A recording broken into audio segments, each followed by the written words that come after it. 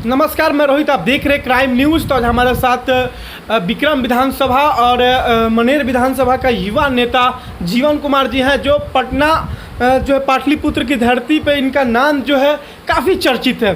तो मैं बताना चाहूँगा कि काफ़ी छोटे समय से, काफ़ी कम उम्र से इनका लगाव जो राजनीति से रहा है। जैसे ये तस्वीर जो लगी हुई है ऊपर की ओर, माननीय मुख्यमंत्री श्री नीतीश कुमार जी हैं, सुशील कुमार मोदी जी हैं और बहुत सारे नेता जो वरिष्ठ नेता लोग हैं।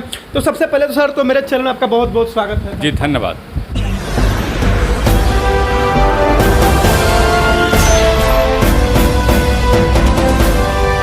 सर ये बताइए कि अभी जो धर्म परिवर्तन का जो रवैया चल रहा है, सनातन धर्म से ईसाई धर्म में, मुस्लिम धर्म में, चाहे किसी भी धर्म में, उसके बारे में आपका क्या ख्याल है? देखिए, आपको एक बात बताना चाहते हैं कि धर्मांतरण का एक बड़ा रैकेट काम कर रहा है पूरे देश में, और आज से ये रैकेट नहीं काम कर रहा है। पिछले 70 सालों से ये रैकेट काम कर रहा है और उसके पहले भी ये रैकेट काम करता रहा है। लेकिन इन पिछले 70 सालों में जो विपक्ष की सरकारें रही हैं, इन रैकेट को हवा देने का काम किया है, जो पूरे देश की अखंडता के लिए हमेशा खतरा बना है और खतरा है। जब ऐसे रैकेट को आप हवा देते हैं, जब ऐसे रैकेट को आप संरक्षण देते हैं, तो निश्चित रूप से आप देश के लिए खतरा पैदा करते हैं, निश्चित रूप से आप देश की अखंडता के लिए खतरा पैदा कर रहे हैं। ये गलत है। अभी पिछले 7 सालों में सरकार ने इस रैकेट को अपने पूरी तरह संज्ञान में लिया, और जो विदेशी फंडिंग हो रही थी इस रैकेट को, और धर्मांतरण में वो जो पैसा लग रहा था, उसको रोकने का प्रयास हुआ है। हिंदू संगठनों ने भी पूरे देश में इस पर एक्शन लिया है, इसको रोकने का प्रयास किया है, और गलत तरीके से प्रलोभन देकर, अंधविश्वास फैलाकर, पैसा देकर, पैसे का लोभ लालच देकर, टारगेट देकर जो इस तरह का धर्मांतरण हो रहा है, वो हमारे देश पर कहीं ना कहीं खतरा पैदा कर रहा है। हम इसके विरोधी हैं। हमारा हिंदू जागरण मंच पूरे बिहार में इस पर काम कर रहा है। आपने देखा होगा कि गया के सारे अखबारों में, सारे मीडिया चैनलों में, जितने भी नेशनल मीडिया चैनल हैं, सभी चैनलों ने इस बात को उजागर भी किया कि गया में हम लोगों ने किस तरह से धर्मांतरण को रोकने का प्रयास किया है, और जो फ्रॉड ईसाई संगठनों द्वारा धर्मांतरण का जो रैकेट पिछले 2 साल से गया में चल रहा था, उसको हम लोग तोड़ के, अंधविश्वास फैलाकर जो वो लोग काम कर रहे थे, उसको हम लोग फिर से समझा के उसको वापस लाने का काम कर रहे हैं। तो आप एक बात समझ सकते हैं कि यदि उनको फ्रॉडिज्म के द्वारा, यदि उनको प्रलोभन के द्वारा उनको धर्मांतरित नहीं किया जाता, तो आज वो अपने घर वापस नहीं आते हैं। आज घर वापसी के प्रोग्राम में वो अपना समर्थन दे रहे हैं और घर वापस आ रहे हैं जी। ये घटना केवल गया की नहीं है, आप देखिएगा ये घटना पूरे बिहार की है। अभी पालीगंज में परसों हमारे एक मित्र ने कहा कि वहाँ भी इस तरह के काम हो रहे हैं। ये नवतपुर में भी हो रहा था, दुल्हिन बाजार, नवतपुर और पटना दीघा में हो रहा है। अभी हम गए थे एक कार्यक्रम में, नवादा में गए थे, वारसालीगंज में, तो वहाँ 125 गांव में 25 गांव में धर्मांतरण का कार्य वहाँ पे बहुत तेज़ी से फैल गया, और 25 गांव में वो ईसाई संगठन हावी हो गए। तो मुख्य रूप से वो दलितों को टारगेट करते हैं, कमज़ोर लोगों को टारगेट करते हैं, जिनको सरकारी स्वास्थ्य सुविधाएँ जो है के बारे में ज्ञान नहीं होता है, थोड़ी सी अवेयरनेस की कमी है। अदरवाइज सरकार ने सारी सुविधाएं उनको पहले से दी है। खाने की व्यवस्था के लिए राशन की व्यवस्था की है, पढ़ने के लिए आंगनवाड़ी से लेकर स्कूल में व्यवस्था की है, स्कॉलरशिप की व्यवस्था की है। तो पढ़ाई से लेकर, खाने पीने से लेकर, रहने के, आप देखिएगा आयुष्मान के माध्यम से उन लोगों को 5-5 लाख तक की बीमा की व्यवस्था की है। तो हर तरह की उनको व्यवस्था पहले से सरकार ने दिया है, लेकिन इन व्यवस्थाओं को वहाँ के लोग न पहुँचा के, वो लोग इससे दूर करके अंधविश्वास फैलाकर उन भी कीमत पर ऐसे धर्मांतरण करने वाले रैकेट को काम नहीं करने देंगे, और निश्चित रूप से वो लोग जो धर्मांतरित हुए हैं उनको घर वापसी करवाएंगे और करवा रहे हैं। सर अगर दूसरी क्वेश्चन है मेरी ये है कि सर लगातार जो है लव जिहाद पे जो आप आवाज़ उठा रहे हैं, तो उसके बारे में अभी तक कोई कानून जो है ये भारत सरकार द्वारा या बिहार सरकार द्वारा, सभी सरकार द्वारा जो है ये आया कि अगर हिंदू धर्म से अगर ईसाई धर्म में जाते हैं तो उन्हें कोई भी सरकारी योजनाएं ना मिले। इसके बारे में आपका क्या ख्याल? देखिए, मैं बताता हूँ इसके बारे में। एक ये जो अंतर्राष्ट्रीय साजिश चल रही है, और देश में भी साजिश चल रही है, धर्मांतरित करने का साजिश चल रहा है। माननीय उच्च न्यायालय का हम धन्यवाद देते हैं, इलाहाबाद का। इलाहाबाद माननीय उच्च न्यायालय ने इस बात पर संज्ञान लिया, और उसने अपना टिप्पणी भी किया। उसने टिप्पणी किया कि जब एक बड़ा वर्ग को धर्मांतरित किया जाता है इस देश में, तो कहीं ना कहीं देश की अखंडता पर खतरा है वो। और जब माननीय उच्च न्यायालय ने इस बात को संज्ञान में लिया, दोबारा मैं एक बात बताना चाहता हूँ कि लव जिहाद किसी पॉलिटिशियन ने या बीजेपी या किसी अन्य पार्टी ने नहीं उस टर्म को लाया है। इस देश में लव जिहाद का पहला टर्म केरल के माननीय उच्च न्यायालय ने और सुप्रीम कोर्ट के माननीय न्यायालय ने इस टर्म को परिभाषित किया है।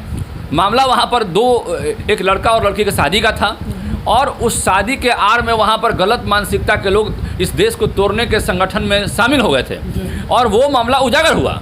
तो उजागर जैसे ही मामला हुआ तो एक बवाल मच गया पूरे देश में कि ये लव नहीं है बल्कि लव जिहाद है। तो ठीक है, हम किसी धर्म का विरोध नहीं करते हैं, ना ही हम किसी मजहब का विरोध करते हैं, लेकिन उस धर्म और मजहब के आड़ में जब विकृत मानसिकता के लोग अपनी गलत मानसिकता को शामिल कर देश को तोड़ने का काम कर रहे हैं तो निश्चित रूप से हर आदमी को इसका विरोध करना चाहिए, चाहे वो किसी भी धर्म का हो। मैं हिंदू की बात नहीं करता हूँ, हिंदू के अलावा जितने भी लोग यहाँ पर हैं जो अपने आप को मानते हैं कि मैं इस देश का हूँ, उनको भी इसका विरोध करना चाहिए कि इसके आड़ में देश को तोड़ने का कोई साजिश नहीं हो। मैं इस साजिश का विरोध करता हूँ और लगातार विरोध करता रहूँगा इस साजिश का।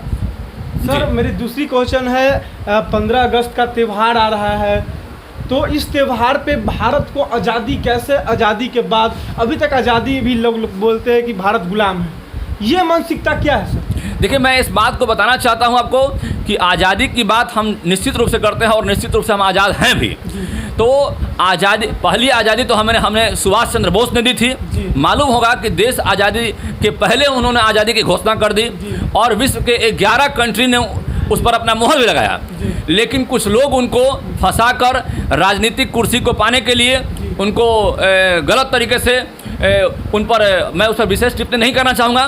तो हम इतना ही कहना चाहें कि आज़ादी है, हमारे देश में आज़ादी मिली है, लेकिन मानसिक आज़ादी नहीं मिली है। मैं एक बात बता, मानसिक आज़ादी तब मिलेगी जब अंग्रेज़ों के द्वारा बनाए गए काले कानून को ख़त्म कर हिंदुस्तानियों के लिए कानून बनाया जाएगा। मैं बता रहा हूँ कि उस कानून के आड़ में आप देखिएगा कि जितने भी हिंदुस्तान में चर्चेज हैं, उन चर्चेज को 100 साल की लीज जो ज़मीन पर दी गई थी, वो ज़मीनों का लीज समाप्त हो गया है। लेकिन उस ज़मीनों का लीज समाप्त होने के बाद भी मैं बताना चाहूँगा आपको कि उसको वो औने पौने दाम में, करोड़ों में, अरबों में बेच रहे हैं, जहाँ जैसे भाव मिल रहा है बेच रहे हैं। तो अंग्रेज़ों ने 1890 में जो कानून बनाया था कि ज़मीनें चर्चेज को लीज पे दी जाएंगी और उस चर्चेज के माध्यम से यहाँ की धर्म और संस्कृति को तोड़ने का जो प्रयास किया था, यहाँ के खंडन करने का जो प्रयास किया था, तो अब वो चले गए, यहाँ से देश छोड़ कर चले गए। लेकिन वो अपना काला कानून जो बनाए थे अपने लिए, हिंदुस्तानियों के लिए नहीं, वो काला कानून अभी भी यहाँ पर चल रहा है। उस काले कानून को जब तक हम खत्म नहीं करेंगे तब तक हम पूरी तरह से मानसिक रूप से आज़ाद नहीं होंगे।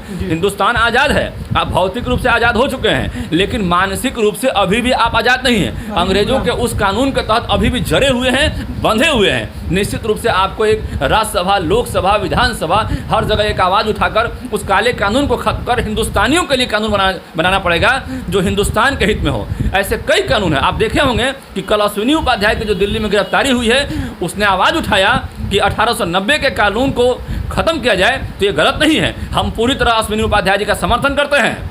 अश्विनी उपाध्याय जी के साथ पूरा देश है, पूरा बिहार है। हिंदू जागरण मंच का संयोजक होने के नाते मैं बोलता हूं कि वो जो भी किए हैं वो गलत नहीं किए हैं। 1890 के कानून को यदि खत्म करने को उन्होंने मांग की है और वैसे कालो कानून को यदि उन्होंने मांग की है कि अंग्रेजों के द्वारा बनाया गया कानून खत्म हो इस देश में, तो क्या गलत है इसमें? कोई गलत नहीं हमारे हिसाब से। जी सर, मेरा आखिरी क्वेश्चन आपसे ये रहेगा कि सर ललन बाबू के स्वागत के बाद आरसीपी सिंह केंद्रीय मंत्री बनकर पहली बार बिहार आ रहे हैं, तो उनके स्वागत के लिए एनडीए क्या करे? देखिए, भारत के वो मंत्री हैं, पूरे देश के मंत्री हैं, एनडीए सरकार में हैं, तो निश्चित रूप से एनडीए के सभी घटक दल को चाहिए कि उनका स्वागत करें। सभी घटक दल को उनका सम्मान करना चाहिए, क्योंकि वो किसी दल के मंत्री नहीं हैं, वो देश के मंत्री हैं और एनडीए में मंत्री हैं। तो सभी दलों को, हमें लगता है कि सभी दलों को चाहिए कि उनका स्वागत करें और सरकार के मंत्री आरसीपी बाबू का सम्मान करें। सर, तो आरसीपी सिंह का जो मंत्री बनने से बिहार में कितने जो है उद्योग लगेंगे, कितने विकास होंगे? देखिए, आरसीपी बाबू खुद पढ़े लिखे व्यक्ति हैं और सुलझे हुए व्यक्ति हैं। काफ़ी दिनों से वो राजनीति में भी हैं। कई वर्षों तक उन्होंने नौकरी भी किया और उच्च पदों पर रहे, तो उनको ज्ञान है इस बात का कि कैसे विकास होता है, कैसे क्या होता है। तो हमें लगता है कि उनको जो पद मिला है उसकी गरिमा को समझते हुए देश के विकास में अपना वो अहम योगदान अपनाएंगे, अहम रोल अपनाएंगे। मुझे लगता है कि वो उनको, हम लोग को सम्मान करना चाहिए, उनका स्वागत करना चाहिए और बिहार की धरती को गौरवान्वित होना चाहिए। सर, 15 अगस्त 2021 को किस तरह से आप सम्मान देना, क्या संदेश देना चाहेंगे 15 अगस्त के त्यौहार पे? हम देश की जनता को सम्मान देना चाहेंगे, हम बिहार के आवाम को सम्मान देना संदेश देना चाहेंगे कि 15 अगस्त को समरसता, एकरूपता का आप परिचायक बने। पूरे विश्व में हमारी परिचय, हमारी एकरूपता और समरसता का बोलबाला हो, पूरे देश में हमारा बोलबाला हो, और सभी लोगों के मन में, चाहे वो किसी भी धर्म मजहब से बिलोंग करते हैं, किसी भी धर्म मजहब और किसी भी जाति से हैं, सभी लोग मिलजुल कर इस हिंदुस्तान के सबसे बड़े पर्व को मनाएं और समरसता और एकरूपता का परिचय दें। जी बहुत बहुत धन्यवाद सर, जो हमारे चैनल को आपने अपना इतना कीमती समय दिया। जी धन्यवाद। किस तरह से देखिए भारतीय जनता पार्टी के नेता जीवन कुमार ने समृद्धता और आज़ादी की मानसिकता गुलाम होने की बात कही है। कहीं ना कहीं सही में बात लग रही है कि जो अभी हम तो आज़ाद भौतिक रूप से हो चुके हैं, लेकिन मानसिक रूप से जो है आज़ाद नहीं हैं। और अंग्रेज़ों को बनाया हुआ जो कानून है, उस कानून को हटाने के लिए अश्विनी कुमार उपाध्याय ने जो आवाज़ उठाई और उनकी गिरफ्तारी को लेकर जीवन कुमार जो बड़ी बात कही, अब देखेंगे हमारे चैनल पे। मैं रोहित कुमार, कैमरामैन राहुल जी के साथ। फिलहाल इतना ही, बने रहिए, धन्यवाद।